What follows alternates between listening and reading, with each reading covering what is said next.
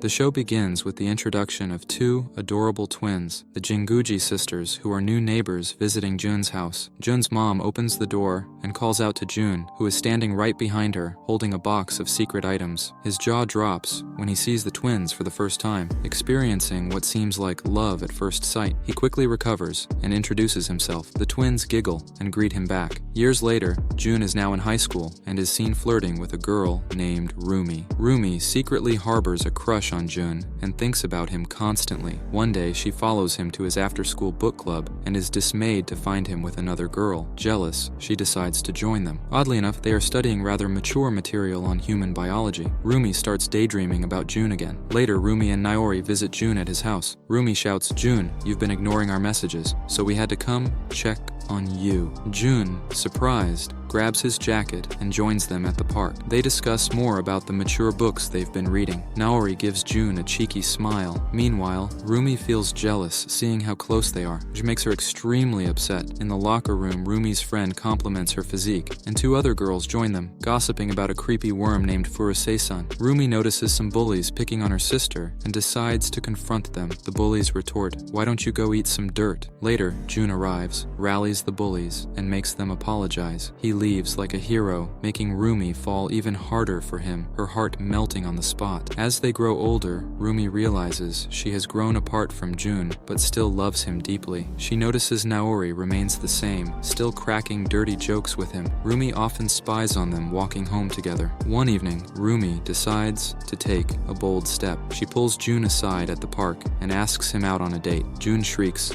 wow, this is sudden." Rumi quickly pitches herself, nervously waiting for an answer. To her surprise, Jun says yes. Despite her initial guilt, Rumi makes many happy memories with Jun, their secret nighttime activities, keeping her awake with joy. Yet, she occasionally talks to Naori about her need for Jesus, which brings back her guilt, leading her to break up with Jun. In a flashback, Naori is seen in school being bullied. They snatch her book and call her a perv. She verbally decimates them and boasts about her intelligence. Despite being labeled a loner, she feels accepted by Jun, whom she secretly loves, but doesn't want to confess. In high school, Naori hangs out with Jun and his friends, but keeps her distance, knowing her sister has feelings for him. She jokes about her exam skills, promising to ask Jun out if she gets first place. She fails her exams, perhaps intentionally, to save her sister's heart. At home, Naori learns from Rumi that she is dating Jun. Naori offers to be Rumi's wing woman for sneaking out, while internally she feels devastated. Next morning, Naori gives Rumi advice on what to wear for her date with Jun, feeling like a decaying piece of cheese inside. Later, Rumi returns with the news of her breakup. Rumi tells her, "I broke up with Jun. I had to. Thanks for keeping my fling a secret." Naori, surprised, is left feeling confused and conflicted. Episode 2 opens at a barbecue, where Jun and Rumi's families are enjoying the sun and sharing good summer food. Jun and the twins look forward to their holidays. Naori's daddy imparts some wisdom, quoting Brillat Savarin, "You are what you eat," explaining that one's taste can define who they are. Jun starts rambling like Einstein, prompting his dad to tell him to zip it for once. The two dads explain that a car's aesthetics give it a soul, but Kid Jun disagrees, insisting that performance trumps looks.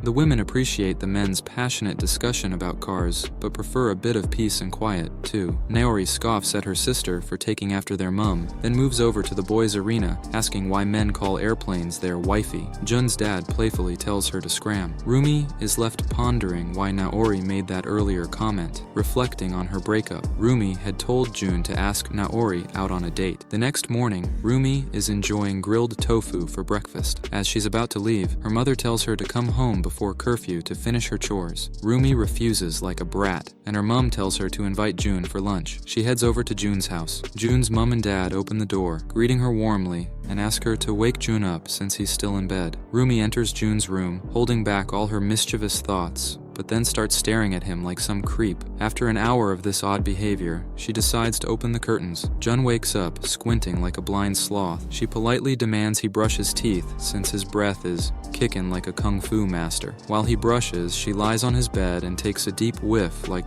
the dirtbag she is. He returns, asking where his folks went. She tells him they're out, then teasingly but sincerely asks him why he's not dating Naori, explaining that she has deep feelings for him. He agrees to try, and Rumi persuades him with a playful hug. Back home, Naori wakes up and comes downstairs, greeting her dad, who's watching Star Wars for the 69th time. She realizes someone ate her lunch and throws a mini tantrum. She checks her phone and sees a message from Jun asking her out. She starts calculating the pros and cons of accepting, deciding to go for it in the end. Her father snoops over her and jokes that he wishes he could get some of that ramen. Later, Naori meets Jun at his place. Jun says they're going to watch a film. At the escalators, Jun wishes Naori would hush as she babbles on about Back to the Future being the best time travel film. Jun agrees, calling her a nerd. She takes it as an insult and verbally roasts him. Jun retorts that she is a goldfish. As she is about to retaliate, she nearly falls at the top of the stairs. Luckily, Jun catches her like the hero he is. Instead of thanking him, she curses him and then blames her dad. During the movie, Naori asks if her sister contacted him. He lies. Watching the show, she understands why Jun likes her. As they leave, Naori explains the science behind why her farts don't stink, leaving Jun baffled. She tells Jun to go somewhere away from the crowd since they're making her feel sick, then tries to get under his skin by calling him a James Bond nerd. She observes his reaction and teases him, making him yield like a beach. They walk by the river, watching the sunset. As Naori daydreams on a bench, Jun fetches her a cup of hot chocolate. Naori tells him to buzz off for mansplaining her cold legs, then tries revealing her leg gains. Jun almost has a nosebleed and calls her Irene Adler from Sherlock Holmes. She takes offense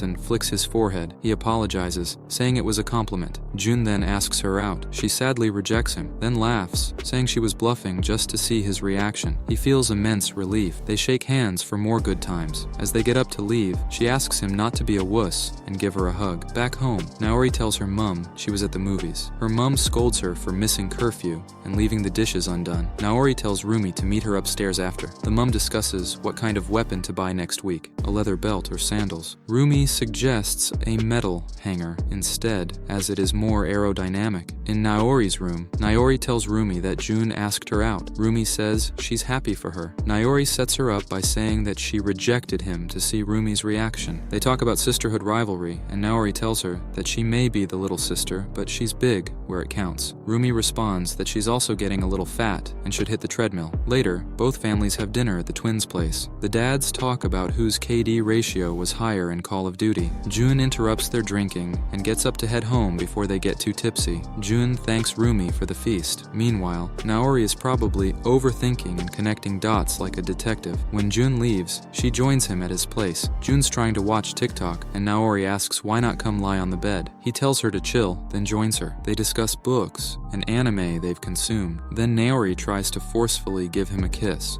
Worried about her situation, Rumi confided in her best friend about everything that had transpired. Her friend called her an idiot, suggesting that Jun might develop feelings for her younger sister. Additionally, she emphasized that Rumi shouldn't suppress her emotions just to please others, as it's impossible to make others happy if she isn't happy herself. Realizing the conversation was going nowhere, Rira changed tactics, saying Rumi had already paid the price for getting ahead of her sister. So if Jun breaks up with Naori and chooses her, everything will turn out fine. Switching to the protagonist, we see him talking to his best friend, who is nicknamed Professor, and is a bit odd. When Naori joins them, they discuss the romantic stories they've watched and agree to watch something together over the weekend. Rumi then appears, tells her sister to return to her classroom, and removes Toyosi from her desk. She remarks on Toyosi's strange nickname, which we learn comes from his surname being similar to the villain in Sherlock Holmes, Professor Moriarty. Naori gave him this nickname, leading Rumi to realize her sister loves giving people nicknames. Jun mentions that Naori resembles their father, while Rumi looks more like their mother. In her classroom, Naori checks her grades when a friend asks how she did. They compare their English grades, with Naori doing better, so they decide to make things interesting. Since Ru excels in math, they decide to see who performs better in that subject, betting that the loser will pay for their karaoke session instead of a food-related bet, as Naori had gained weight over the holiday. Before revealing the bet's outcome, the scene shifts to Jun visiting his friend's house. There, we see how perverted he is, with adult films scattered around. One of the films features an actress resembling Naori, prompting Jun to ask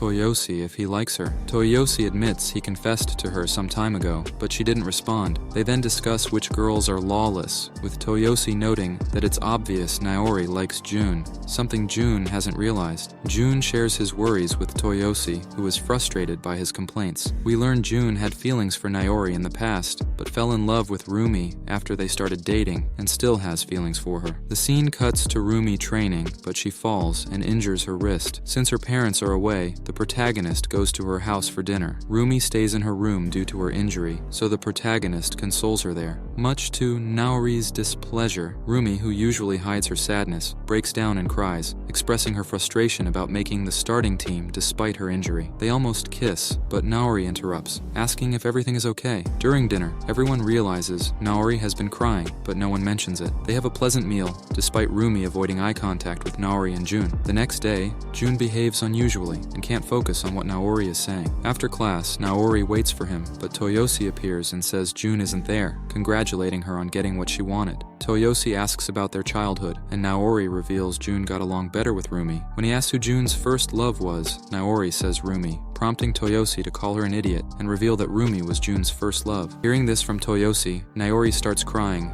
and resolves to fix things herself. Jun, meanwhile, tells Rumi he can't get over their breakup, and she urges him to move on. He confesses he once liked Naori, but realized he loves Rumi. Rumi, in tears, says he never told her that, although he thought she knew. Rumi tells Jun she has a secret, too. This concludes Episode 3. Like and subscribe for Part 4, or your crush will become a non-binary furry. Also comment if you are Team Naori or Team Gloomy.